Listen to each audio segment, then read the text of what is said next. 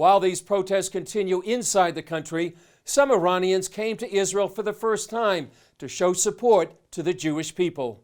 This group came with the Institute for Voices of Liberty, which is dedicated to encouraging democracy in Iran. Ellie Cohanim's family fled the republic when she was 5 years old. They are here to tell the people of Israel that they support them and they reject the Iranian regime's anti-Semitism and genocidal desire to wipe Israel off the face of the earth.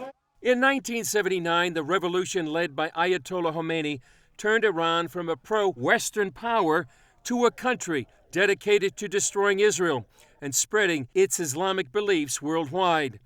These Iranians call the past 42 years an aberration in Iran's long history.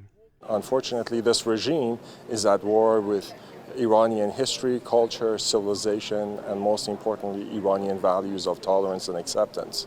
We're here to make it very clear to the people of Israel that the Iranian people stand with the people of Israel, and we condemn the regime in Iran, which is an occupying force.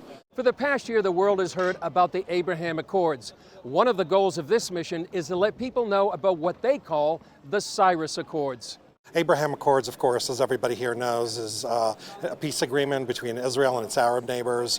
We feel that just as that peace was hard to believe that it would happen, and it did happen, Cyrus Accords, a deal between Israel and a future free democratic Iran, is possible as well.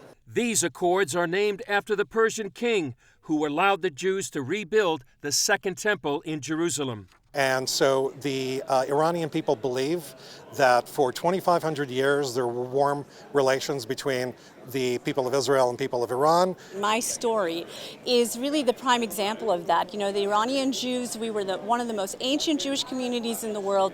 We lived side by side our neighbors for over 2,500 years. I am Iranian culturally. You know, my heart is still with my brothers and sisters in the country.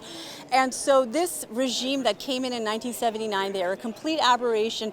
They preach hatred, but the people are rejecting it. Ahmed Batabi served 2 years in an Iranian jail as a political prisoner. The main message is we are not your enemy. We love you. We can be not necessarily friend. We can be brother. We have a lot of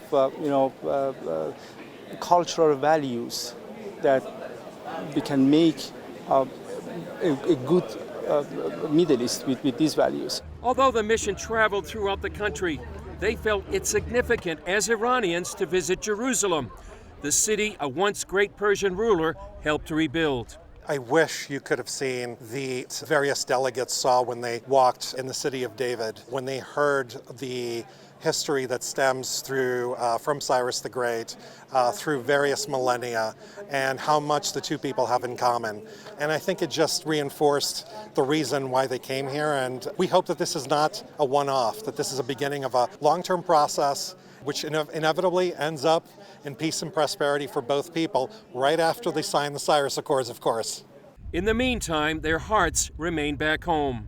Lots of my countrymen inside Iran, which I talk to them, I read their messages, they are hoping, they are desperate, and they're waiting every minute, every second for the dismantlement of the Iranian Islamic Republic. Alpha.